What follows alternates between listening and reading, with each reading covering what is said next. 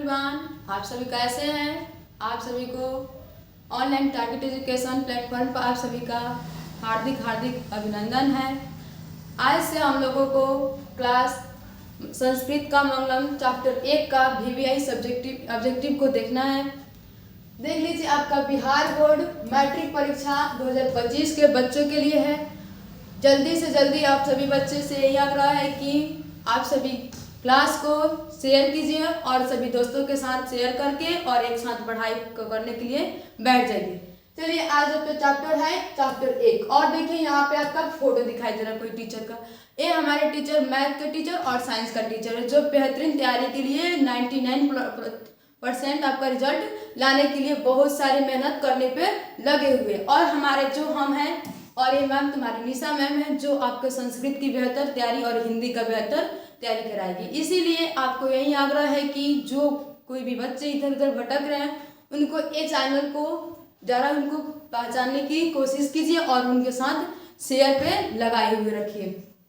चलिए, चैप्टर 1 है मंगलम, यानी जो हमारे संस्कृत में 14 चैप्टर है उसी में से पार्ट 1 का हमारा नाम है मंगलम। वो चैप्टर हमारा पदात्मक पार्ट से लिया गया। उसी में से निचोड़ VVI ऑब्जेक्टिव क्वेश्चन को हम लोग लिए हैं जो एग्जाम की दृष्टि से बहुत महत्वपूर्ण क्वेश्चन है और VVI ऑब्जेक्टिव क्वेश्चन इसको देखना ना भूले। और सभी बच्चों से यही आग्रह है कि आप सभी क्लास को शेयर और जो बच्चे सब्सक्राइब नहीं किए होंगे उनसे आग्रह है कि आप अपने दोस्तों के साथ शेयर करके सब्सक्राइब करके और लाइक कमेंट जरूर करें कि हाँ आपको वीडियो बाद में या अंत में बने रहिए कि हाँ आपको वीडियो कैसा लग रहा है। देखिए, हमारा कह रहा है मंगलम पाठ। जो हमारा मंगलम पाठ है संस्कृत में का चैप्टर 1, यानी मंगलम शब्द का अर्थ होता है कोई काम को शुभ करना।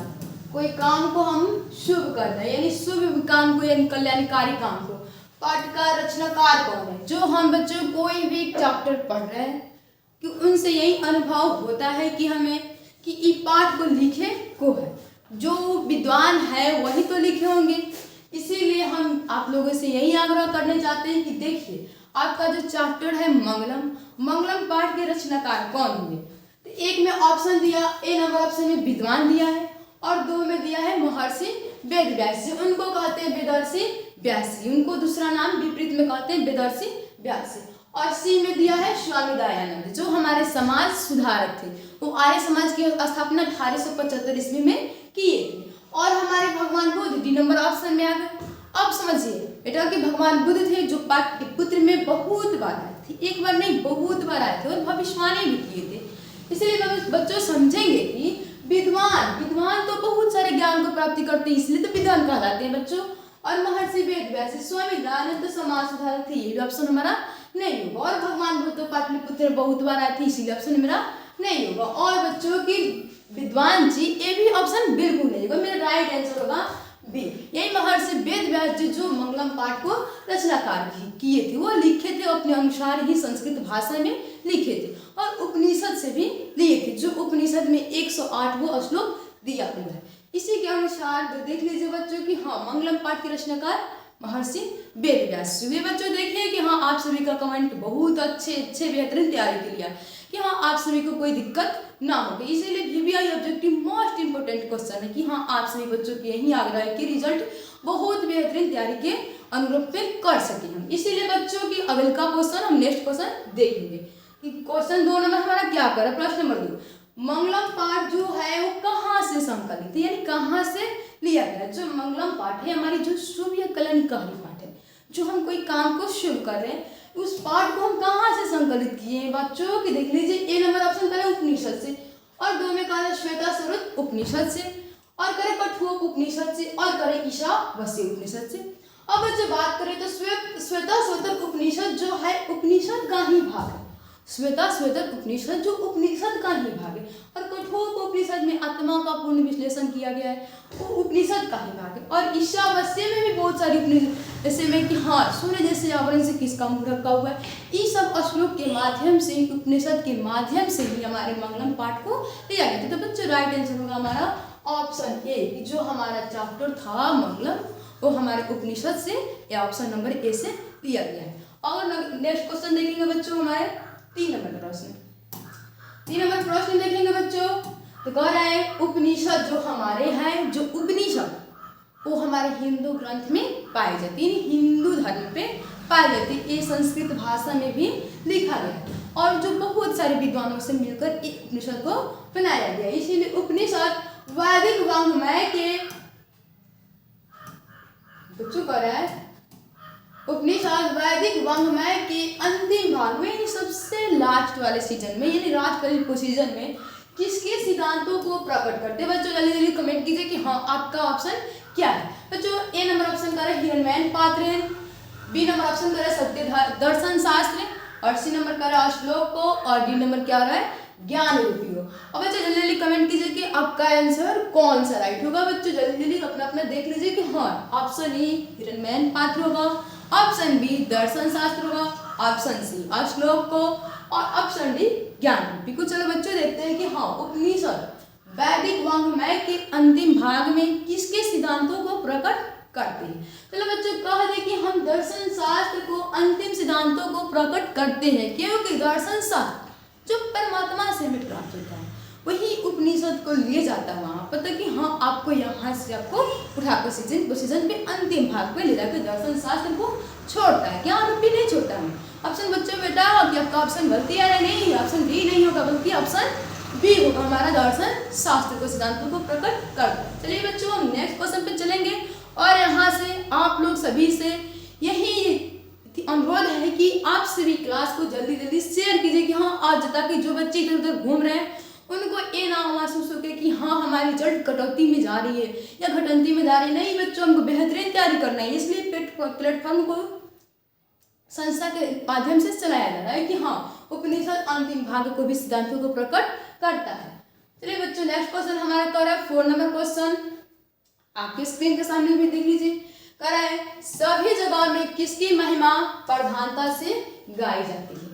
कह रहे हैं बच्चों कि सभी महिमा, सभी जगह किसकी महिमा, सभी जगह जो हमारे भारतवर्ष में महिमा है उनको किसकी महिमा के रूप में प्रधानता यानी प्रधान यानी सबसे आगे के रूप में गाई जाती है, यानी जो हम लोग गीत गाए जाते हैं लोग उसी के रूप में किसके रूप में गाई जाती है। बच्चों ऑप्शन ए कर रहा है दर्शन शास्त्र कर रहा है, ऑप्शन बी कर रहा है सत्यमेव, और ऑप्शन सी कर रहा है परम पुरुष परमात्मा में, और ऑप्शन डी कर रहा है जंतु को। चलो बेटा जल्दी जल्दी कमेंट कीजिए कि हाँ ऑप्शन क्या होगा, आपका राइट आंसर क्या होगा।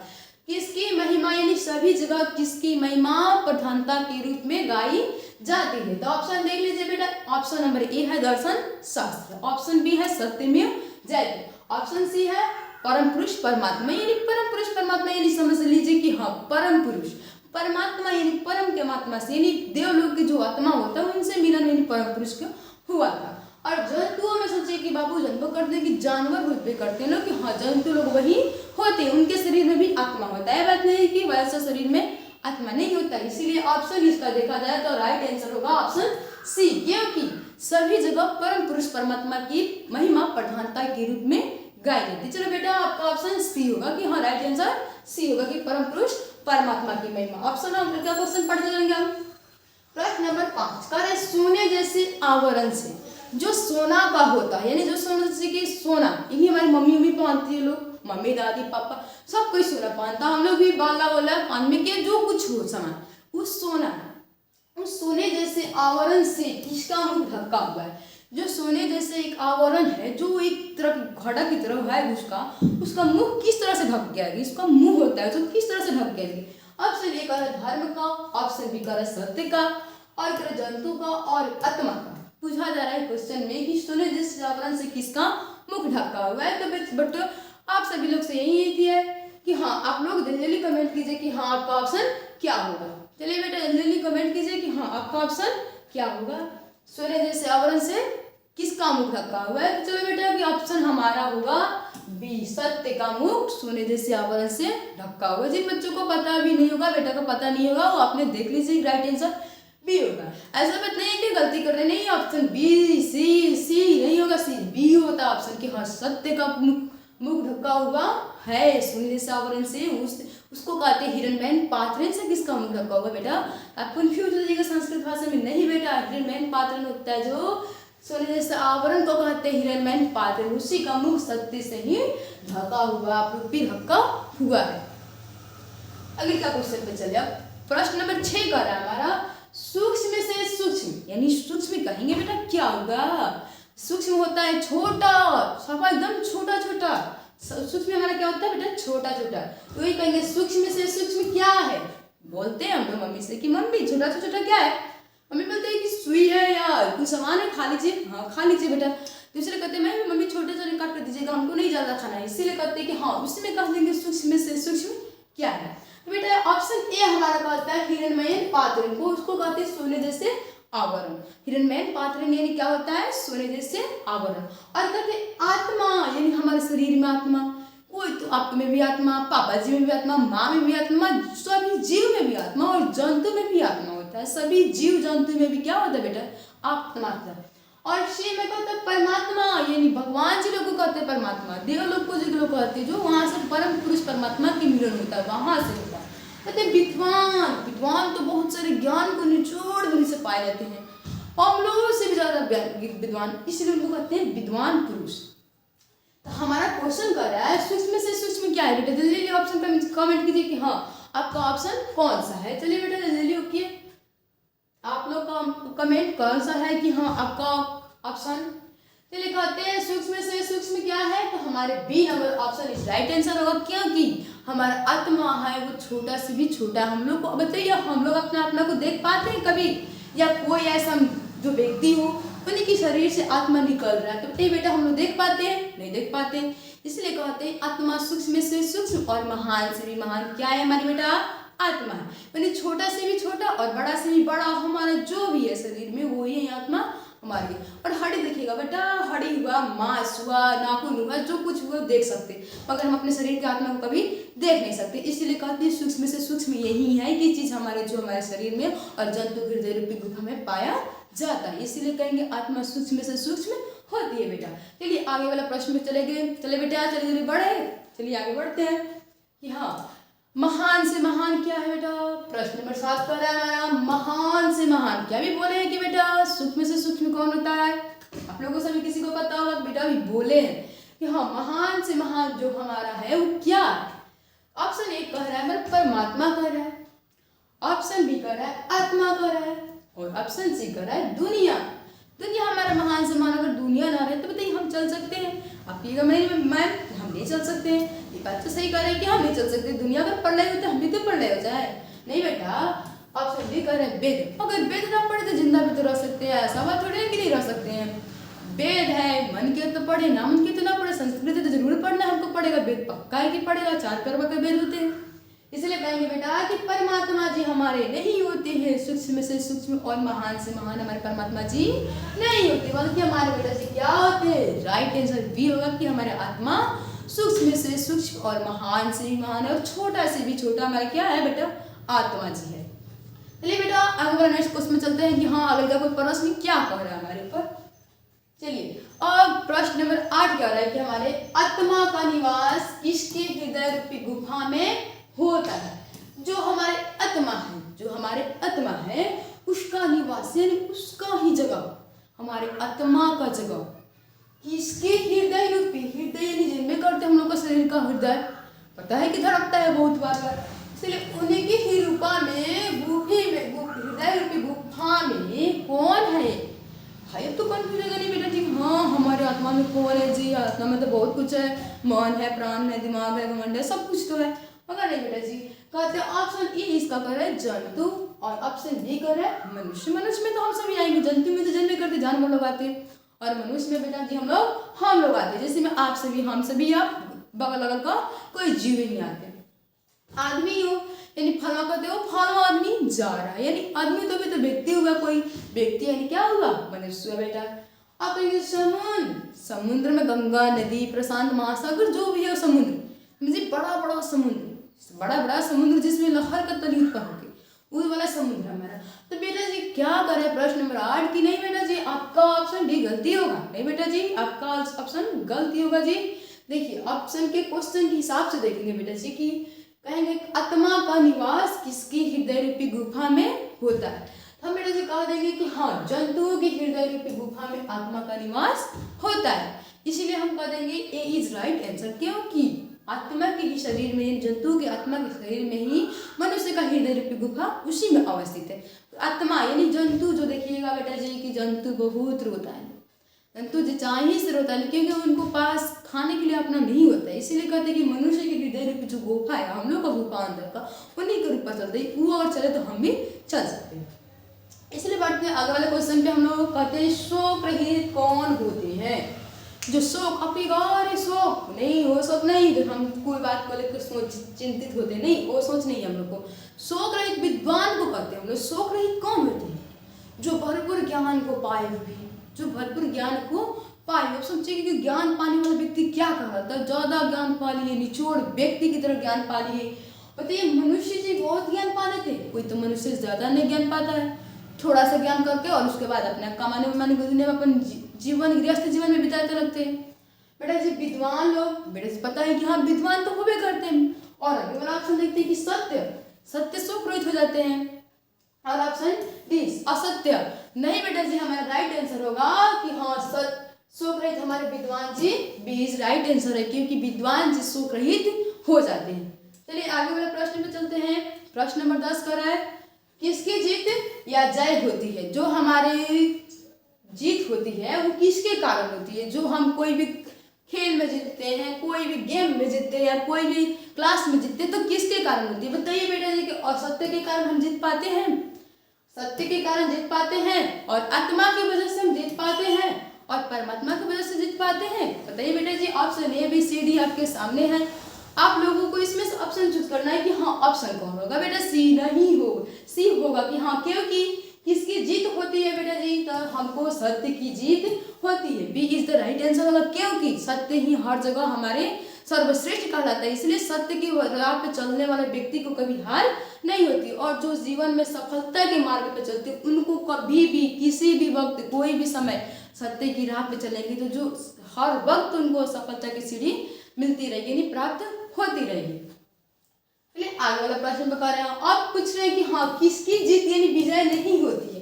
पर जब को पता है कि जीत जो हो जाएगी सत्य के चलते हो जाएगी, और असत्य बोल रहे हैं कि हाँ किसकी जीत यानी विजय नहीं होती, तो ऑप्शन ए कर असत्य, और ऑप्शन बी कर सत्य, और ऑप्शन सी कर परमात्मा, और ऑप्शन डी कर सर्वश्रेष्ठ। अब आपको चूज बेटा जी करना है कि ऑप्शन डी होगा, ए होगा, सी होगा या बी होगा। चलिए बेटा जी आपको देखना है कि हाँ जीत किसकी नहीं होती है। आप कोई भी खेल में हार जीत रहे हैं, किसके वजह से जीत रहे हैं? सत्य की वजह से आप जीत नहीं रहे। इसका मतलब किसके वजह से नहीं जीत रहे? बिना छल कपट तक ये नहीं जीत सकते, मतलब छल कपट किए नहीं, असत्य की राह पे चले। इसीलिए हम कहेंगे इज द राइट आंसर, क्योंकि असत्य की जीत कभी होती नहीं है। जो व्यक्ति झूठ बोल रहे हैं, कोई भी मम्मी से झूठ बोल रही है, पापा से झूठ बोल रही है, किधर भी शिक्षक से, गुरु से, कोई भी से झूठ बोल रही है, मतलब किसी भी राह पे नहीं चलना चाहेंगे। चलना तो चाहेंगे, बाद में नीचे की सीढ़ी पे आ सकते हैं, क्योंकि वो असत्य की राह पे चले। इसीलिए मगर बच्चों हम लोग को देखना चाहिए कि हाँ सफलता की सीढ़ी धीरे धीरे चलनी चाहिए, क्योंकि धीरे धीरे चलने से ही हम लोग की मार्ग का विस्तार धीरे धीरे होता है कि एक दिन आने वाला समय में टिकाऊ रह सकता है। इसीलिए हम लोग को बच्चों कभी भी अपनी बेहतरीन रिजल्ट और तैयारी जो कर रहे हो उसको मन लगा कर कीजिए। पापा जी इतना मजदूरी करके, इतना मजदूरी करके, इतना परिश्रम करके, इतना मम्मी भी परिश्रम करके हम लोग को पढ़ा रही है बच्चों कि हाँ आप लोगों की शिक्षा अच्छा ज्ञान दे सके। अगर आप लोग उस असत्य राह की फायदा उठा लीजिए कि मम्मी तो बोली कि बाबू मेरे स्कूल गया, बाबू मेरे कहाँ गया? स्कूल गया पढ़ने, और बच्चा क्या किया? चौराहे पे जाकर अब अपना गेंद बैट और लेकर क्या करने लगा? खेलने लगा। मम्मी को पापा जी को तो लगता होगा कि बेटा मेरा पढ़ने गया, मगर पता नहीं कि हाँ बेटा जी को मन में क्या है कि मम्मी को कुछ दुख, पापा जी का दुख, कुछ परेशानी को हम समझ सके, जिससे हमारे आने वाले कैरियर में कुछ प्रॉब्लम हो ना सके। ये बेटा लोग नहीं समझ पाते हैं। बेटा आप लोग को उस तरह नहीं करना है, बल्कि क्या करना है? मम्मी पापा जितना परिश्रम से करके हम लोग को पढ़ा रहे हैं, आप लोग को पढ़ा रहे हैं, उतना ही परिश्रम करके उन लोगों को उतना ही दुगुना काम देना होगा पापा का पैसा। या पापा देख लीजिए कि आने वाले समय में करियर में हम अपना क्या कर सके। इसीलिए हमको कभी सत्य की राह पे चलेंगे तो ही जीत होगी हमको, और असत्य की राह पे कभी जीत ही होती ही नहीं है। बेटा आप सोच रहे हैं कि नहीं हमको कमाना है, पापा को देना है पैसा, और ठीक है मैं जानती हूँ दे सकती, नहीं सोचिए पहले किस राह मुझे कि तेरे जाएंगे किसी घर में सेल मार के चल देंगे, नहीं वैसा मत सोचिए बेटा, कभी नहीं। क्योंकि आज नहीं तो कल तो पकड़ा ही जाना चोरी करते हुए। नहीं बेटा हमको क्या करना है? सत्य की राह पे चलना। और सत्य किस पे अपनाएंगे? जो हमारे गुरु ज्ञान दे रहे हैं उन्हीं के अनुसार ही हम अपना जीवन को और सफलमय जिंदगी बनाएंगे। इसीलिए होता है कि जीत जिनकी नहीं होती है वो असत्य की राह पे चलते हैं बेटा, वहीं उनकी जीत कभी नहीं होती। लोग बोलते नहीं वो मैच में गया था हार गया, क्यों हारा? वो असत्य की राह पे चला तभी तो हारा। वो पढ़ रहा था फेल हो गया। रे बेटा तुम पता नहीं है कि क्या करते हो, करते क्या हो कि मम्मी तो भेजती है और मम्मी तो बोलती है कि मेरा बेटा ऑनलाइन क्लास कर रहा है। कर तो क्या रहा है बेटा? पता नहीं क्या क्या बेवड़ा वाला वीडियो देख रहा है, नवारा गर्दी वाला फेक वाला वीडियो देख रहा है। नहीं बेटा, मोबाइल जब मिले आपको वही उपयोग करना है जो आपके गुरु ज्ञान दे रहे हैं। और वीडियो पे अपलोड जो वीडियो है उन्हीं के माध्यम से ही अपने क्लास के समय ही क्लास देखें। क्लास खत्म होते ही अपनी मम्मी पापा को मोबाइल दे दीजिए। इससे तो असत्य की राह पे नहीं चलेंगे, आने वाला जिंदगी में आपका समयमय होगा। इसीलिए होता है कि जिद भी असत्य की नहीं होती है। चलिए आगे वाला प्रश्न पे चलते हैं। प्रश्न नंबर 12 कर रहा है मेरा, यानी 12 कर रहा है, देवताओं तक जाने का मार्ग का विस्तार किससे होता है? अब आप बताइए बेटा कि हाँ परमात्मा जी के पास आएंगे, देवलोक के पास आएंगे, देवता जी के पास आएंगे, दुर्गा मैया, काली माँ, जो भी माता है देवता जी वही बोले। अब उन्हीं के पास जाना तो बताइए रोज मीट मछली खाएंगे तो मिल जाएगा हमको? मिलेगा बेटा? कभी नहीं, क्योंकि हमको असत्य की राह माँ लोग को पूजा करने के लिए हमको क्या करना होता है? मम्मी मिश्री चंदन अक्षत फूल लगाती है तो ये उसमें मीट मछली का उपयोग करती है? कभी नहीं करती है, क्योंकि वो नरक वाले हो जाएगा।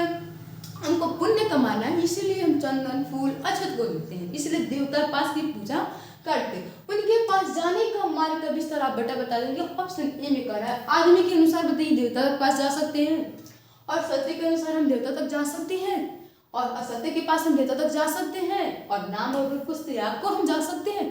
बताइए बेटा कि देवताओं तक जाने का मार्ग का विस्तार किससे होता है? ऑप्शन आपके सामने है, और देखिए कि ऑप्शन बी भी और सी भी और डी भी आपके सामने है कि हाँ आपको ऑप्शन चूज करना है बेटा जी। नाम और रूप के चलते नहीं बेटा जी, आपको नाम और रूप के चलते नहीं। ऑप्शन बी ऑप्शन गलती है आपका बेटा जी, कमेंट आपको गलती है, क्योंकि आपका नाम और रूप नदियाँ और त्याग कर हो जाती है, अपना नदियाँ नाम और रूप को त्याग कर जाती है। मगर हम लोग को देखा जाए आदमी अपने अनुसार हम लोग को देवता जी के पास नहीं ले जा पाते। हम लोग अपने राह पे जब चलते हैं यानी सत्य की राह पे चलते हैं तो देवताओं तक को जाने का मार्ग विस्तार अपने आप रूपी बनते चलते, क्योंकि हम सत्य राह पे तो चल रहे हैं। आने वाला जीवन तो हमारा सफलमय होगा, इसीलिए बेटा जी हमको सत्य की राह पे चलना अवश्य चाहिए। बेटा जी आगे वाला प्रश्न कह रहा है, देखिए बेटा जी अब वही आ गया, नदिया की बात कर रहे थे हम लोग। आगे वही प्रश्न 13 नंबर, नदियाँ क्या त्याग कर समुद्र में मिल जाती है? बेटा जी अब भी बताए, जस्ट पहले बताए थे बेटा जी आप लोग को। देखिए कि हाँ नाम और रूप, ऑप्शन बी में कह रहा है रूप और नाम को, और ऑप्शन सी कह रहा है रूप नाम और सत्य को, रूप नाम और सत्य को, और ऑप्शन डी कह रहा है सत्य और असत्य को त्याग कर।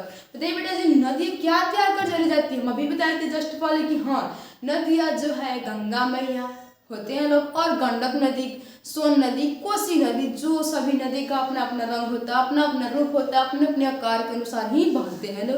अब बताइए उसमें क्या क्या त्याग कर चल जाती है नदियाँ अपने रूप और नाम को? तो इसीलिए कहेंगे नदियाँ अपने नाम और रूप को त्याग कर चली जाती है ना। यानी कोसी नदी है गंगा में, यानी दूसरा गंडक नदी में मिली तो नदी में तो पानी ही रहता है, इसीलिए किसने में मिल गई थी का मतलब अपन तो नाम तो छोड़ दी, नाम तो अपने छोड़ दी कि हाँ हम कोसी नदी थे और गंडक नदी में जाकर मिल चुके, इसीलिए तो नाम तो छोड़ दिए।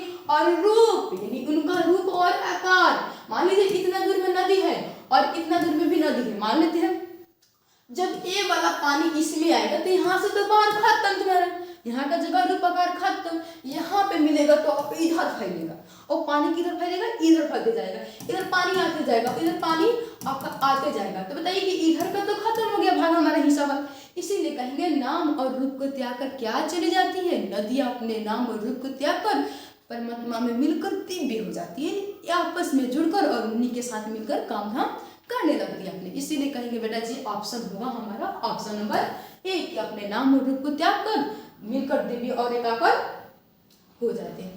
चलिए बेटा जी नेक्स्ट प्रश्न में चलेंगे कि हाँ प्रश्न नंबर 14 में क्या है, जब विद्वान पुरुष जो होते हैं कि जो हमारे विद्वान समझे कि बहुत ज्ञान का निचोड़ होते हैं लोग, विद्वान जी महर्षि वेद व्यास जी, कालिदास जी, रघुवीर साहब जी, तुलसीदास जी, कबीर जी, सब विद्वान व्यक्ति थे लोग। ये हमारे विद्वान व्यक्ति पुरुष जो होते हैं नाम और रूप को त्याग कर किसमें मिलकर दिव्य और एकाकार हो जाते हैं। जो विद्वान पुरुष है अपने नाम और जब नदियाँ नाम और रूप त्यागी तो कहाँ मिली? अपने परमात्मा के पास गई। अब फिर पूछ रहे हैं बेटा जी कि हाँ विद्वान पुरुष जो अपने नाम और रूप को त्याग देते हैं वो किसमें मिलकर दिव्य हो जाते हैं बेटा जी?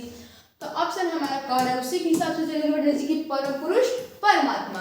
ऑप्शन बी में कौन है? साधक पुरुष यानी विद्वान पुरुष जो कहते हैं साधक पुरुष, उन्हीं को पका दिए विद्वान पुरुष या इनमें से कोई नहीं। बेटा जी तो आप बताइए कि इनमें से कोई नहीं हो सकता है? नहीं बेटा जी, क्योंकि अब क्वेश्चन है तो ऑप्शन जरूर होगा, ऐसा बात नहीं है कि नहीं होगा। नहीं बेटा जी ऑप्शन होगा जरूर, क्योंकि इसमें से क्वेश्चन पूछ रहा है कि विद्वान पुरुष जो है अपने नाम और रूप को त्याग कर इसमें मिलकर दिव्य रेखा पर हो जाते। तो बेटा जी ऑप्शन वो ये होगा कि परम पुरुष परमात्मा में मिलकर दिव्य रेखा पर यानी सांस में मिलकर चलने फिरते अपना काम धाम करने लगते हैं। इसलिए बेटा जी कहेंगे कि हाँ ऑप्शन हमारा A is the right correct answer. फिर नेक्स्ट प्रश्न क्या कह रहा है? सूर्य का जो प्रकाश है किसको परास्त कर देता है? जब सूर्य का प्रकाश हमारे ऊपर आए, जब सूर्य का प्रकाश आपके ऊपर आए यानी आपके सामने आए, तो ये किसको परास्त कर देगा? परास्त यानी सब भगा देगा, एकदम बिजोड़ से सब भगा देगा। यानी सूर्य का प्रकाश जो है किसको परास्त करता है बेटा? ये ऑप्शन ए कर रहा है साधक पुरुष को, ऑप्शन बी कर रहा है विद्वान पुरुष को, ऑप्शन सी कर रहा है दोनों को, और ऑप्शन डी कर रहा है असत्य को। असत्य के बारे में जानते हैं कि उनकी जीत कभी नहीं होती, तो पक्का है हम सभी को, इसलिए कहेंगे ऑप्शन डी हमारा कभी नहीं हो सकता। और ऑप्शन सी इसलिए कह देंगे आपके सी यानी दोनों ही कौन? ए भाव कौन? नहीं, ऑप्शन ए और मिलाकर हमारा क्या बनता है? सी ऑप्शन मिलता है। दोनों रहते थे मतलब ऑप्शन सी रहते हैं। यानी विद्वान पुरुष और साधक पुरुष दोनों आदमी को एक ही नाम है, यानी विद्वान पुरुष साधक पुरुष दोनों एक ही व्यक्ति को कहते हैं। साधक पुरुष संस्कृत भाषा में कहते हैं, हम साधक पुरुष किसको कहते हैं? संस्कृत भाषा में, और विद्वान पुरुष हम हिंदी भाषा में उनको विद्वान पुरुष कहते हैं। यही जो सूर्य के प्रकाश को परास्त करते बेटा जी। अब बताइए कि आपको कोई भी ऑप्शन सस्पिशन लग रहा है बेटा जी?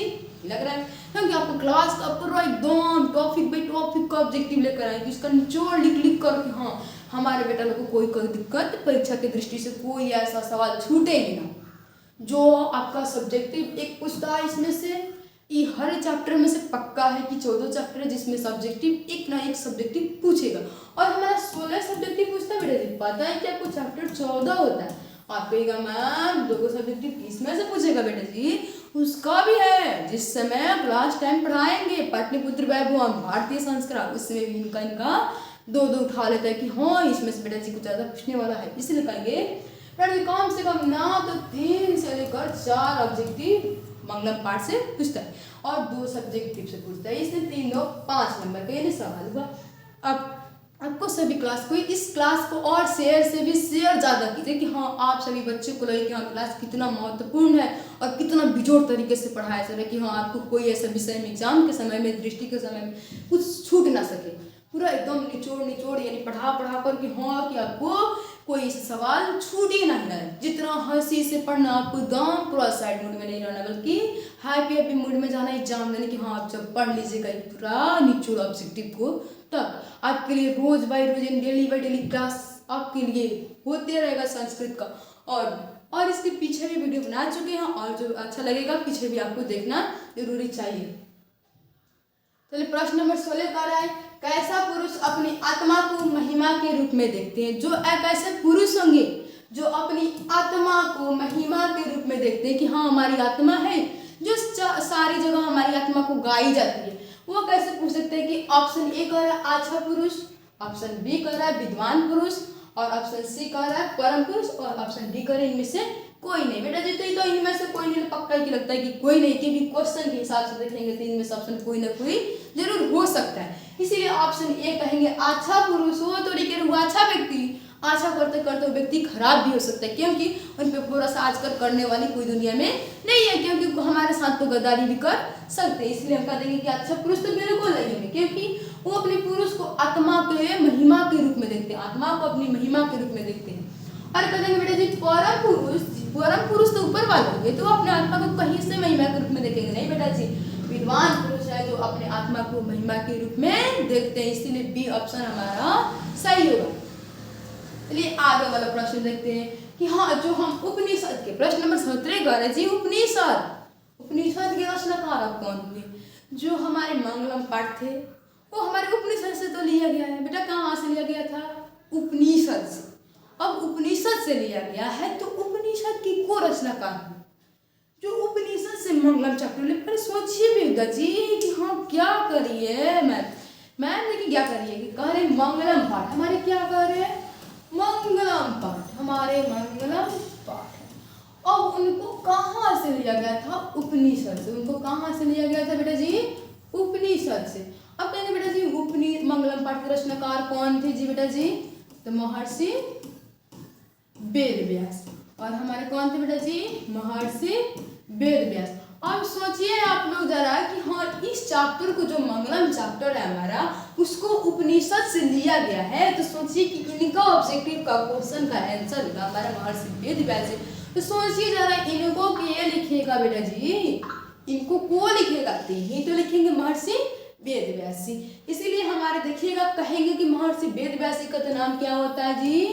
वेद व्यास जी, वेद व्यास जी, या भी कह सकते हैं वेदर्षि वेद व्यास, चाहे वेदर्षि व्यास, वेदर्षि वेद व्यास या व्यासी, ये तीनों नाम में से कोई आपका नाम एक भी एग्जाम की दृष्टि से दे सकता है। ये नहीं सोचना है कि रे मैम पढ़ाई थी एक महर्षि वेद व्यास, यहाँ पे वेद व्यास दे दिया हम सस्पिशन हो गए। नहीं बेटा जी, आपको महर्षि वेद व्यास भी दे सकता है और वेद व्यास भी दे सकता है और वेदर्षि व्यास भी दे सकता है, आपको हिसाब के ऑप्शन के हिसाब से। इसलिए कहेंगे उपनिषद। आप पढ़ते जानते हैं कि उपनिषद किसको कहते हैं? अरे उपनिषद गुरु के मुख से जो ज्ञान की प्राप्ति करेगा, यानी बहुत ज्ञान को जानकर निचोड़ बैठा हुआ ज्ञान है जो हमारे हिंदू ग्रंथ में पाया जाता है, वो संस्कृत भाषा में लिखा गया। उपनिषद किस भाषा में लिखा गया है? संस्कृत भाषा में लिखा गया है। और उपनिषद में 108 गो श्लोक होते हैं। उपनिषद में कितने श्लोक होते हैं? 108 गो श्लोक। 108 में से 5 श्लोक को हम किसमें पढ़ रहे हैं? बेटा जी मंगलम पाठ में पढ़ रहे हैं। बेटा जी मंगलम पाठ में हम 5 गो श्लोक को पढ़ रहे हैं, जिसमें से 1 नंबर श्लोक आता है हमारा ईशावास्य। हमारा 2 आता है कठोप उपनिषद, यानी कठ उपनिषद, उसको कहते हैं कठोप उपनिषद, कठोप उपनिषद यहाँ पे सर। और 3 में आता है हमारा श्वेताश्वतर, श्वेताश्वतर। बेटा जी हमारे 4 में देख लीजिए यहाँ पे लिख रहा है, जैसे में मुंडक उपनिषद, मुंडक उपनिषद। और मुंडक उपनिषद को बेटा जी 2 बार उपयोग किए हैं लोग हम लोग। मंगलम पाठ में मुंडक उपनिषद को कितने बार? 2 बार उपयोग किए हैं लोग हम लोग। इसीलिए कहेंगे उपनिषद के रचनाकार कौन हुए? तो बेटा जब को याद हुआ रे बाबा जी गंगा देवी के तो बारे में पढ़े ही नहीं है, मंगलम पाठ में पढ़े ही नहीं है। और वीरेश्वर जी तक तो आला साला के मंत्री जो थे अभी तो पढ़े ही नहीं है हम लोग। और राम परवेश राम चुक्कर में वीर गाथा में है, वो कभी पढ़े ही नहीं है लोग बिल्कुल। और हम लोग क्या कहेंगे? वेद व्यासी। बेटा जी यहाँ पे कर रहे थे ना वेद व्यासी और वेदर्षि जी या महर्षि वेद व्यासी। ऑप्शन हमारा क्या होगा बेटा जी? ऑप्शन ए। हाँ जी बेटा जी आपका ऑप्शन ए सही है, क्योंकि आपका राइट आंसर है ए ऑप्शन। ठीक है बेटा जी, देख लीजिए कि हाँ उपनिषद में 108 श्लोक है जो संस्कृत भाषा में लिखा गया है। किस भाषा में लिखा गया है जी बेटा जी? संस्कृत भाषा में लिखा गया है। उपनिषद को किस भाषा में लिखा गया है? संस्कृत, जो हिंदू ग्रंथ का है, हिंदू ग्रंथ। चलिए बेटा जी आगे बढ़ते हैं। बेटा जी पढ़ेंगे हम लोग कि प्रश्न नंबर 18 क्या कर रहा है? मंगलम पाठ है जो हमारे पाठ क्या है? मंगलम। और उसी पाठ में किस प्रकार के मंत्र है? बेटा जी हम जानना चाहते हैं कि हमारा जो चैप्टर लिया गया है वो कहाँ से लिया गया? बेटा जी आप सोचिए मैम करिए कि कथात्मक है ना पदात्मक जानते भी नहीं क्या करी मैं। कथात्मक संवादात्मक बेटा जी क्या है? आप सोचिए क्या क्या कह रही है मैम? करिए कथात्मक पाठ जो कथा के रूप में हमारी है। नहीं बेटा जी पदात्मक जो पंक्ति के रूप में। और सोचिए जरा कि रे बेटा जी कथात्मक गद्य के रूप में, संवादात्मक प्रश्न उत्तर के शैली के रूप में, संवाद के रूप में है बेटा जी। हम कह सकते हैं बेटा जी कि पदात्मक के रूप में हमारे मंगलम पाठ को इसलिए लिया गया क्योंकि मंगलम पाठ हमारे पंक्ति के रूप में एक कविता के माध्यम से महर्षि वेद व्यास जी इसको दर्शाए हुए, इसीलिए हम बेटा जी कह सकते हैं कि मंगलम पाठ को पदात्मक पाठ से यानी पदात्मक मंत्र से लिया गया। बेटा जी ऑप्शन बी हमारा सही होगा। चलिए आगे वाला प्रश्न पढ़ते हैं हमको कि हाँ आगे वाला प्रश्न हमारा क्या कह रहा है बेटा जी। चलिए प्रश्न नंबर 19 कर रहा है, उपनिषद किसका सिद्धांत प्रकट करता है बेटा जी कि हाँ उपनिषद जो हमारे गुरुजी बताए थे, हमारे गुरुजी बताए थे उपनिषद के मुख से जो निकला हुआ ज्ञान है या उनके समीप बैठ कर ज्ञान की प्राप्ति करने हैं, बहुत सारे ज्ञान को प्राप्ति करते हुए हम संस्कृत भाषा में अध्ययन करते हैं, इसलिए बेटा जी कह सकते हैं कि उपनिषद किसका सिद्धांतों को प्रकट करते हैं। ऑप्शन ए हमारा पर है नाम और रूप। वाह नाम और रूप, नाम और रूप तक को पता होगा किसमें पढ़े हम पढ़े तो पढ़े किसमें नाम और रूप, दर्शन का भाई किसी से दर्शन थोड़ी ना करने जा रहे अभी, परमात्मा का और आत्मा का। बेटा जी बता दीजिए उपनिषद किसका सिद्धांत प्रकट करता है, यानी उपनिषद हमारे दर्शन शास्त्र को यानी दर्शन को हमारे बी राइट आंसर है, क्योंकि बेटा जी उपनिषद दर्शन का सिद्धांत प्रकट करता है। वैदिक वांग्मय के अंतिम सिद्धांतों को प्रकट कौन करता है बेटा जी, तो उपनिषद ही है सिर्फ कि मेरा उपनिषद की दर्शन शास्त्र के वैदिक वांग्मय के अंतिम भागों के सिद्धांतों को प्रकट करता है। चलिए बेटा जी अगले का प्रश्न पे हम पढ़ते हैं कि हाँ प्रश्न नंबर 20 कह रहा है कि हाँ बेटा जी क्या कह रहा है देख लीजिए बेटा जी कि किसको वश में नहीं किया जा सकता है।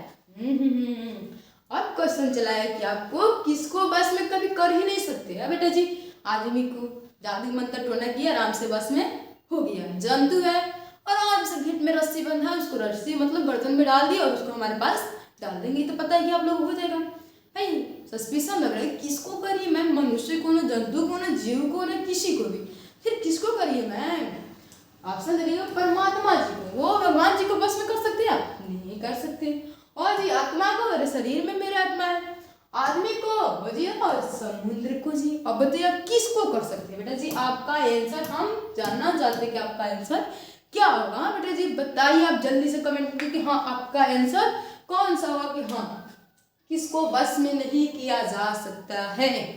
चलिए बेटा जी कि ऑप्शन ए परमात्मा का रहा है, ऑप्शन बी आत्मा का रहा है, ऑप्शन सी आदमी का रहा है और ऑप्शन डी का रहा है समुद्र। बेटा जी बता सकते हैं कि हाँ राइट इज डी आंसर, क्या कि हम आत्मा को कभी वश में नहीं कर सकते, क्योंकि जब किसी भी मनुष्य हमारे शरीर आपके शरीर में से जब आत्मा परिवर्तित करके निकलेगा क्रिया अपना कर जब तक हम उसको बस में नहीं कर सकते, नहीं तो किसी को तो मृत्यु असंभव थी, अगर बस में कर लेते तो ऐसे तो होना असंभव है कि हम लोग अपने बस में नहीं कर पाएंगे, पक्का है कि हम लोग बस में नहीं कर पाएंगे, क्योंकि कोई भी मरते व्यक्ति तो हम उनको रोक नहीं पाते कि हम बताइए किसी को मृत्यु को कोई टाल सकता है, नहीं बेटा जी कोई टाल नहीं सकता, इसीलिए हम आत्मा को अपने बस में कभी भी नहीं कर सकते और इन्हीं के वजह से हमारे आत्मा बहुत बड़ा सूक्ष्म से सूक्ष्म कहलाता है। आगे वाले प्रश्न पे बढ़ते हैं कि हाँ प्रश्न नंबर 21 क्या कर रहा है हमारा, यह संपूर्ण संसार किसके द्वारा अनुशासित है। बेटा जी कह देंगे कि यह संपूर्ण संसार है यानी पूरा वर्ल्ड है हमारा कि किसके द्वारा अनुशासित है, यानी हमारा जो प्रशासन के द्वारा अनुशासित है। हो जी बताइए आपके हाँ आजकल बहुत ज्यादा प्रशासन चल रहा है, कहेंगे नहीं उन्हीं के द्वारा अनुशासित है, नहीं बेटा जी देखिए ऑप्शन के हिसाब से साधु जी के द्वारा। वो जी साधु बहुत साधु नहीं होते, क्योंकि बहुत कोई गांव वाले साधु जो होते भी वो मीट चावल भी खा लेते, मीट मछली भी खा लेते, फिर भी कहते नहीं हम नंगा साधु है। जिस साधु कौन होते हैं, जो पूरा कुछ त्याग करके ही बैठे हो अपने आस्थान पे, सिर्फ अपने ही स्थान पे बैठे कि क्या कुछ मेरे शरीर के अंदर हुआ या ना हुआ उससे कोई मकसद नहीं है, इसलिए हम कहते हैं उसको साधु। जो व्यक्ति चल रहा है साधु बन गया, हाथ में कमंडल ले लिया और घूम रहा है और पैर से तो नीचे दबा कर चीटी तो मर रही है, भाई वो पाप नहीं कर रहा है, नहीं पाप तो भी कर रहा है। लेकिन मनुष्य के द्वारा संसार में अगर पता लीजिए हम मनुष्य चाहेंगे तो संसार को अनुशासित कर सकते हैं, नहीं बिल्कुल नहीं कर सकते। और परमात्मा सोचिए कि हाँ परमात्मा इनको अनुशासित कर सकते हैं, पक्का है कि राइट आंसर हमारा सी होगा कि परमात्मा के द्वारा संसार को अनुशासित कर सकते हैं, इसीलिए हम कहेंगे कि हाँ परमात्मा के द्वारा ही संसार को अनुशासित कर सकते हैं। चलिए बेटा जी आगे वाले प्रश्न बढ़ते हम कि हाँ हमारा चैप्टर के 22 नंबर प्रश्न कौन है? वेदाहमेंतम पुरुषम महांतनम विद्याते अन्याय मंत्र किस उपनिषद से लिया गया है? बेटा जी कह देंगे वेदाहमेंतम उपनिषद महानतम पुरुष मतलब महानतम विद्याते अन्याय मंत्र किस उपनिषद से लिया गया बेटा जी के? बेटा जी के हाँ, मैं संसार को सागर रूपी संसार को प्रकाश में ला सकता हूँ, अंधकार को दूर कर सकता हूँ। यहाँ पे कोई भी विद्वान पुरुष टिक सकते हैं, मतलब कि यहाँ पे समझिए बेटा जी कि हाँ प्रकाश को लाकर और अंधकार को दूर भी कर देते हैं। तो बताइए कि हाँ ईशावास्य उपनिषद में लिया गया? नहीं बेटा जी, इसमें तो सोने से आवरण को त्यागने के लिए बात कही गई थी ना, सूक्ष्म से सूक्ष्म वाला जो वाली सॉरी कि आपका हिरण्मय पात्रन का मुख जो ढका हुआ है, सोने से आवरण का मुख ढका हुआ है,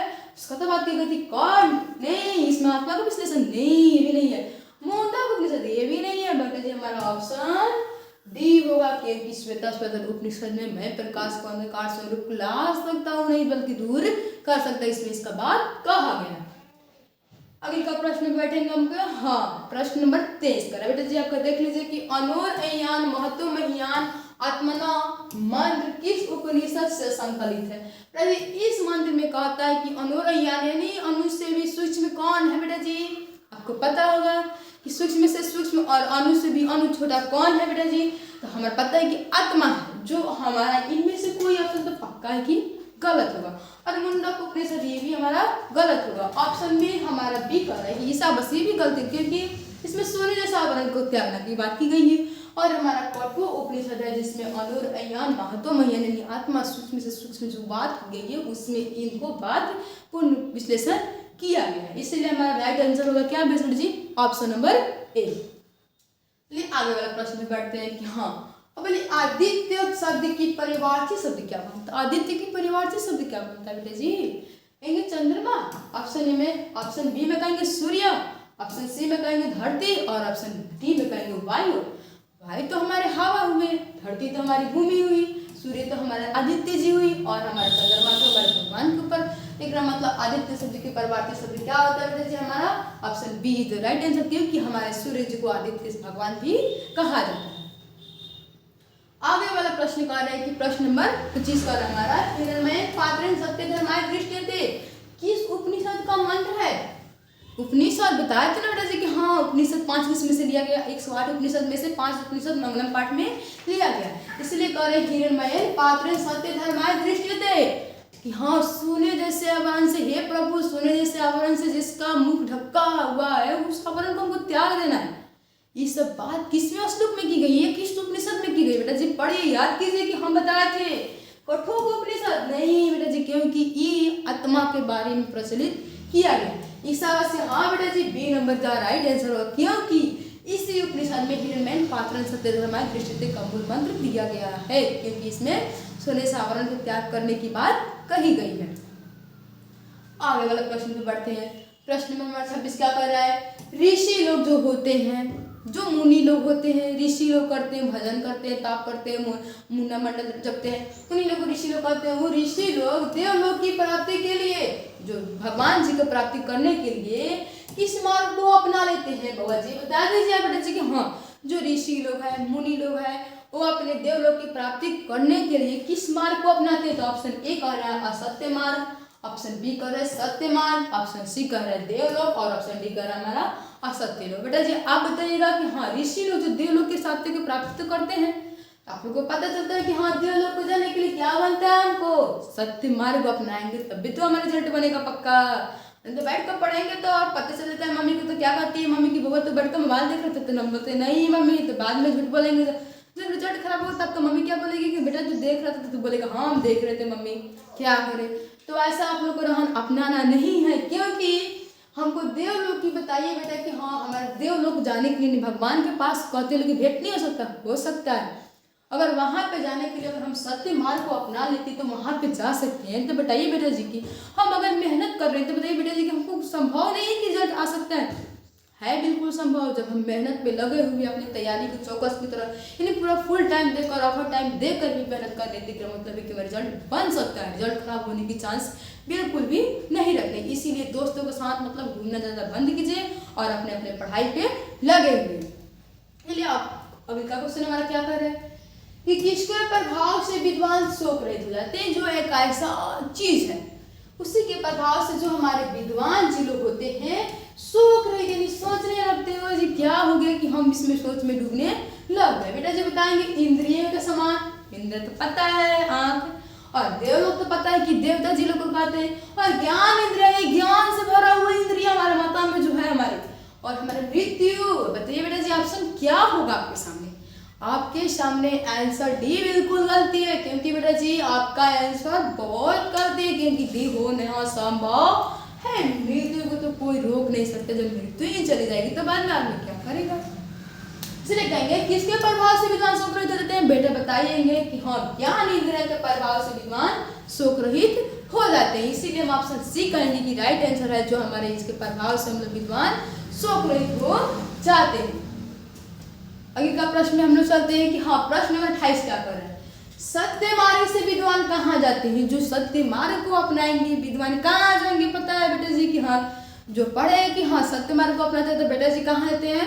देवलोक जाते हैं। इसलिए इसमें क्वेश्चन लिखा हो रहा है कि सत्य मार्ग से विद्वान कहाँ चले जाते हैं? बताइए बेटा जी कि कहाँ चले जाते हैं? कुछ बता भी देते आप लोग को पीछे, बताइए भी कि हाँ सत्य मार्ग जो अपनाते हैं वो व्यक्ति कहाँ जाते हैं?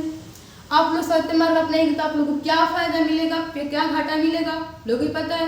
इसलिए कह सकते हैं मृत्यु लोक नहीं, देवलोक तो बिल्कुल सही, सत्य लोक नहीं, कोई नहीं तो पक्का ही नहीं है। इसलिए कहेंगे हमारा ऑप्शन बी होगा, क्योंकि देवलोक सत्य मार्ग से ही हम लोग विद्वान लोग या जाते वहां पे सत्य मार्ग को अपनाएंगे तभी विद्वान लोग देवलोक पहुंच सकते हैं, नहीं तो असंभव पूरा चांस है। अब कहेंगे अगले का प्रश्न पे, प्रश्न नंबर 29 हमारा कह रहे हैं कि प्राणियों की हृदय रूपी गुफा में कौन बंद है? जो हम लोग को प्राणियों को हृदय रूपी गुफा में, जिसके अंदर सभी सजीव के तो अंदर प्राण होते हैं, वो जीव हो या जंतु हो, किसी के शरीर के अंदर हमारे प्राण तो होइबे करते, उन्हीं को प्राणियों की हृदय रूपी गुफा में कौन चीज बनते हैं हमारा कोई ऐसे याद कीजिए। 2 या 3 क्वेश्चन 4 क्वेश्चन में बताया था आप लोगों को कि हाँ किसके प्रभाव से यानी किसके अंदर हमारा जो चीज है जो बंद है, बताए थे। इसलिए कहते हैं मनुष्य के, आत्मा के, और जंतु के, और आत्मा के, और मृत्यु के। ऑप्शन ए में कह रहे हैं मनुष्य का, ऑप्शन बी में कह रहा है जंतु का, और ऑप्शन सी में कह रहा है आत्मा का, और ऑप्शन डी में कह रहा है मृत्यु का। सोचिए कि प्राणियों के हृदय रूपी गुफा में कौन बंद है? पक्का है हमारा राइट आंसर सी होगा, क्योंकि हम लोग का शरीर में जो एक है वो अंदर बसा हुआ, कोई देख नहीं सकता है आत्मा को।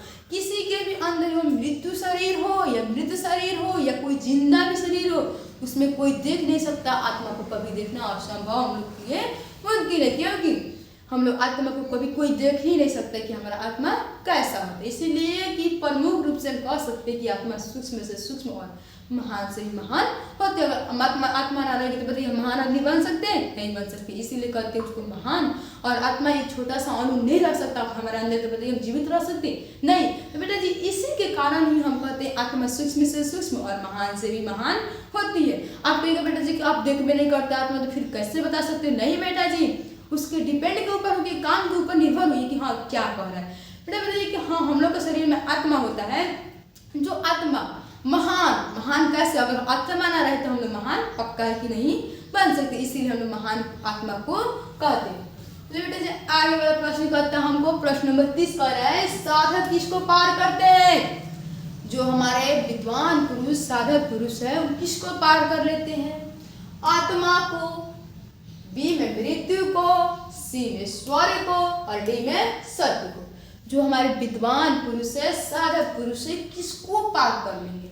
एक दिन आने वाला समय में सत्य मार्ग को अपनाते रहें और वो क्या कर लेंगे एक दिन? आप लोग ही पता हो कि हाँ हम जब सत्य मार्ग के अपनाएंगे तो एक दिन रिजल्ट हमारा अच्छा आएगा खराब आएगा? पक्का है कि अच्छा आएगा। इसीलिए कहा जाता है कि एक दिन आने वाला समय में वो अपने मृत्यु को असंभव की तरीका में बना लेते, क्योंकि वे हर वक्त हर समय हर दिन और हर रात दिन में वो सत्य मार्ग को कौन अपनाते हैं? तो हमारे जो विद्वान पुरुष है, हमारे विद्वान पुरुष वो अपनी आत्मा को साफा सत्य की मार्ग पर, यानी सिर्फ वो सत्य की मार्ग पे ही चलते हैं। इसीलिए वे मृत्यु को भी पराजित करके अपने विद्वान इसीलिए शोक रहित हो जाते हैं। अभी प्रश्न अभी और बेटा जी आप लोग को दिक्कत एकदम मन उबारा नहीं है, नहीं बेटा जी आप लोग के लिए सब्जेक्टिव सब्जेक्टिव नहीं बल्कि ऑब्जेक्टिव क्वेश्चन है। एकदम देखते देखते एकदम याद होना चाहिए कि हाँ हमारा मैम क्या पढ़ा रही है, कम से कम कि हाँ एकदम पूरा महत्वपूर्ण दृष्टि से, एग्जाम की दृष्टि से प्रश्न है कि हाँ एक भी प्रश्न छूटने वाला नहीं। इसीलिए आप लोग को उबाना नहीं है कि हाँ मैम इतना पढ़ा रही एकदम याद होगा कि नहीं याद होगा। नहीं बेटा जी, आप लोग को पूरा PDF के साथ ही कन्वर्ट करके दे देते हैं। आप लोग को पूरा बिल्कुल टू टंच पढ़ाई होके और आपका याद करते रहे कि आपका रिजल्ट बेहतर से बेहतर प्लेटफॉर्म पे आए कि हाँ समझे कि हाँ कोई भी ऐसा कि हाँ टीचर पढ़ाए थे और समझाए थे कि हाँ लगा कि हाँ पढ़ाई बहुत तरीके मस्त से हुआ है। इसीलिए हम कहते हैं कि साधक पुरुष को मृत्यु जो है प्राप्त करके वो अपने आत्मा को सूक्ष्म से सूक्ष्म महिमा के रूप में भी देखते हैं, विद्वान पुरुष ही देखते हैं। आगे वाली प्रश्न कर रहे हैं कि हाँ श्वेताश्वतर उपनिषद में किसके बारे में कहा गया। अब बताइए बेटा जी कि हाँ श्वेताश्वतर तो उपनिषद पढ़े थे, फर्स्ट वाला श्लोक लिया था। पूछता है इसी में क्वेश्चन बेटा जी कि हाँ मंगलम पाठ में पहला श्लोक कहाँ से लिया गया। कहता है कि वो तोरी के 2 पे पढ़े, 3 पे पढ़े, 4 पे पढ़े, कंफ्यूज होते इस तरह गलती कर पाते नहीं बेटा जी। हम लोग को देखना है श्वेताश्वतर उपनिषद है उसमें किसमें बारे में कहा गया, यानी हमको जो देखना है कि श्वेताश्वतर उपनिषद है तो किसके बारे में हमको कहा गया है। बेटा जी जल्दी जल्दी होके बताइए आपको किसके बारे में कहा गया। आप लोग जल्दी जल्दी कमेंट कीजिएगा किसके बारे में कहा गया। परमात्मा के बारे में ऑप्शन ए है हमारा परमात्मा के बारे में। ऑप्शन बी कह रहा है बेटा जी आत्मा के बारे में, आत्मा जन्म करते कहाँ होता है इनकी, मनुष्य के जन्म के हृदय पे गुफा में होता है। और ऑप्शन सी कह रहा है असत्य के बारे में। और मुंडक उपनिषद में बेटा जी श्वेताश्वतर उपनिषद, ये तो मुंडक उपनिषद में तो उसी के साथ साथ है अलग अलग, इस तो बिल्कुल गलती है क्योंकि तो नहीं हो सकता, उपनिषद का तो नाम दे चुका है इसीलिए इसके बारे में नहीं कहा गया। कहेंगे सत्य असत्य के बारे में नहीं बेटा जी, तो कौन उपनिषद में बताएगा तो सत्य और असत्य की नहीं हो सकता है। और आत्मा ये भी नहीं हो सकता है और तो कठ उपनिषद में बताएगा तो इसीलिए हमारा परमात्मा इज द राइट, मतलब option A is the right answer, क्योंकि हमारा परमात्मा के द्वारा ही श्वेताश्वतर उपनिषद उसमें बारे नहीं लिया गया। आगे वाले प्रश्न देखेंगे कि हाँ 32 नंबर हमारा क्वेश्चन यानी प्रश्न नंबर 32 हमारा क्या पढ़ा। कहेंगे उपनिषद किसका अंतिम भाग, याद कीजिए बताए थे दर्शन शास्त्र को, वैदिक साहित्य को, पदात्मक को, आवरण को। बेटा जी उपनिषद किसका भाग है, जो किसका भाग है, आवरण नहीं बेटा जी, सोने जैसा आवरण का तो भाग है ये नहीं है। पदात्मक की तो हमारा चैप्टर पदात्मक से लिया गया नहीं है। वैदिक साहित्य बिल्कुल नहीं है, बल्कि हमारा option number A is the right answer, क्योंकि हमारा प्रश्न नंबर 32 का ऑप्शन ए हमारा प्रश्न दर्शन शास्त्र ही राइट आंसर होगा, क्योंकि उपनिषद का अंतिम भाग दर्शन शास्त्र से ही हमारा प्रकट होता है। आगे वाली प्रश्न का हमारा प्रश्न नंबर 33, सर्वश्रेष्ठ कौन होते हैं, जो हमारा सर्वश्रेष्ठ। सोचिए जरा कि हम क्या करते हैं जो हमारी चीज में ना रहेगा अगर अंदर तो क्या होगा, हम लोग पक्का है कि चल सकते हैं, जा सकते हैं ऊपर। अगर वो अपना पर ना चले, उस पे राह पे ना चले, उस दुनिया पे ना चले तो बताइए हमारी जिंदगी संभव है कि असंभव है बेटा जी। बताए थे याद कीजिए कि आत्मा, परमात्मा, सत्य या विद्वान पुरुष। बेटा जी पूछ रहा है सर्वश्रेष्ठ कौन होते हैं, बताइए बेटा जी कि हाँ आपको दुनिया में कौन सर्वश्रेष्ठ होते हैं। बेटा जी बता दीजिए आपकी दुनिया में सर्वश्रेष्ठ कौन होते हैं, विद्वान पुरुष एक ही नहीं होते हैं। सत्य जी, हाँ जी सत्य हमारा सर्वश्रेष्ठ बिल्कुल होते हैं। हमारा सर्वश्रेष्ठ कौन होते हैं, हमारा सत्य है जो हमारा सर्वश्रेष्ठ कहलाता है। अगर सत्य की मार्ग पर चले तो कोई ऐसा मार्ग है जो हमको पीछे कर नहीं सकता, इसीलिए हमको कभी सत्य की राह को अपनाते हुए उस राह पे चलना चाहिए। आगे वाला प्रश्न कर रहा है मंगलम पाठ में कितने मंत्र है, आप सोचिए जरा कितने बताए थे बेटा जी, बता दीजिए आप लोग कितना बताए थे हम लोग। हाँ याद है कि हम 5 बताए थे मंत्र। मंगलम पाठ में कितने मंत्र हम लोग को, तो 5 मंत्र। हमारा कितना मंत्र, मंगलम पाठ जो पदात्मक से संकलित है उसी में कितना मंत्र को संकलित किया गया है, हमारे 5। अब बेटा जी कहिएगा हाँ 5 में से कौन कौन था, ये तो पता नहीं है हमको। बेटा जी बता दे रहे हैं ईशावास्य, ईशावास्य उपनिषद और हमारा मुंडक उपनिषद, फिर मुंडक उपनिषद, कठ उपनिषद,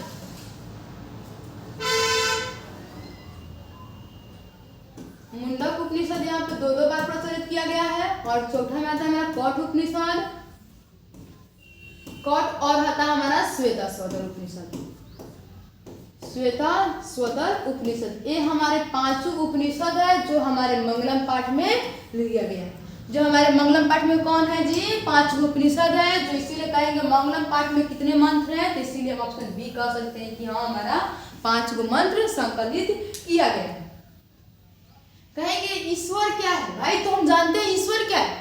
ईश्वर क्या चीज से बने, मतलब किन से बने हैं, किस तरह बने, कहाँ से बने? भाई आप लोग जानिए कि हाँ बेटा जी क्या है, असत्य के चलते ईश्वर बन गए, सत्य के चलते ईश्वर बन गए, परमात्मा की वजह से ईश्वर बन गए, और भगवान जी की वजह से ईश्वर बन गए। कहेंगे भगवान और ईश्वर, भगवान जी और ईश्वर जी तो दोनों तो एक हुए। ये तो आपसे बिल्कुल देखिए गलत हो सकता है। कहेंगे परमात्मा जी की वजह से, नहीं जी, परमात्मा जी की वजह से ईश्वर नहीं बनते।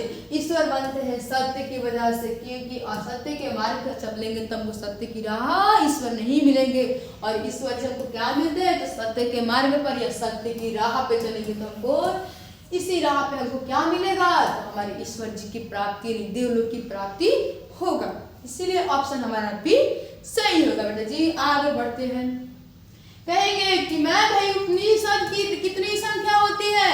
बताए थे पहले बार, याद कीजिए बेटा जी कि हाँ उपनिषद जो है संस्कृत भाषा में लिखा गया है, इसमें 108, यानी कहेंगे 100 है हमारे मैम? नहीं, क्योंकि 104 नहीं है, 102 नहीं, बल्कि हमारे उपनिषद कितने हैं बेटा जी? 108 है। 108 में से 5 कहाँ संकलित है?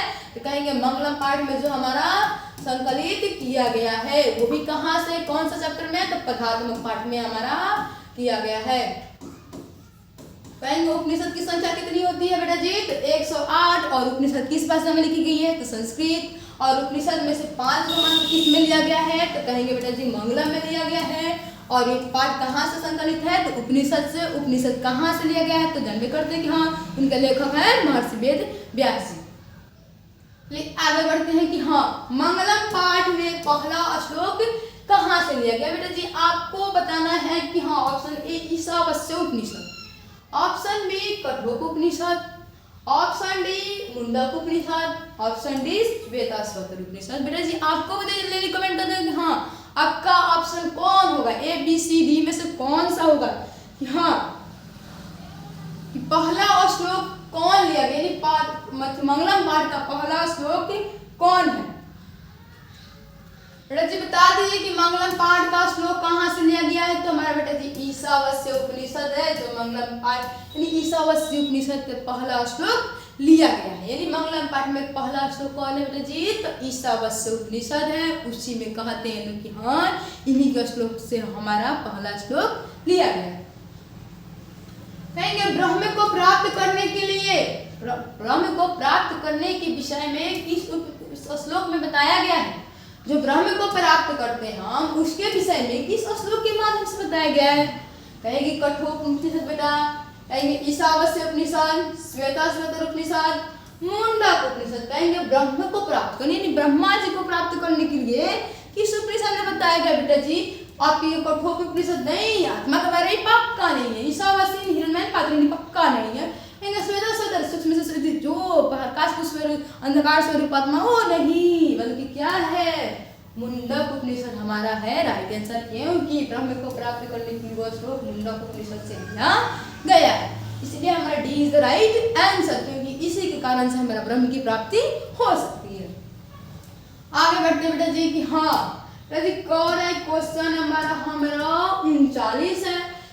आत्मा के गुण रहस्य किसके आत्मा के गुण रहस्य में किसकी व्याख्या की गई है? जो आत्मा के पूर्ण विश्लेषण, आत्मा को जो पूर्ण विश्लेषण है वो कौन सी उपनिषद यानी कौन सी श्लोक में ली गई? बेटा जी कह देंगे मुंडक उपनिषद। बेटा जी नहीं, तो ब्रह्म की प्राप्ति के लिए नहीं, श्वेताश्वतर यानी प्रकाश और अंधकार को दूर करते वो नहीं, ईशावास्य हिरण्मय पात्र वो भी नहीं। बिल्कुल हमारा क्या होगा बेटा जी?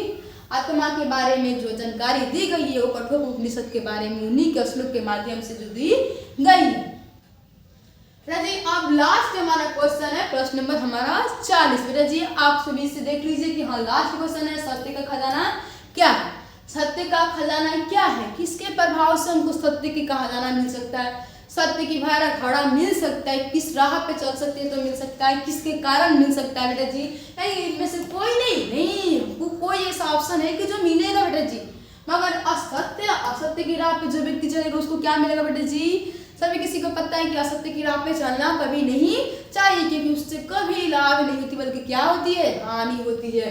और कहेंगे बेटा जी देवलोक, सत्य का खजाना देवलोक जी है। एक देवता जी को अपनाने, देवता जी को अपनाने के लिए हमको क्या चाहिए बेटा जी, पता है कि हमको सत्य ही चाहिए, तब तो देवलोक के पास जा सकते हैं। इसलिए कहेंगे हमारा 40 और क्वेश्चन का ऑप्शन नंबर बी होगा, क्योंकि सत्य का खजाना हमारा देवलोक से ही प्राप्त होता है। इसलिए बेटा जी आपके लिए आज भर का लास्ट टॉपिक है, तब तक लिए देख लीजिए आज का क्लास। सब किसी को साथ अपने दोस्तों के साथ शेयर कीजिए, जितना जल्दी हो सके उतना जल्दी शेयर कीजिए।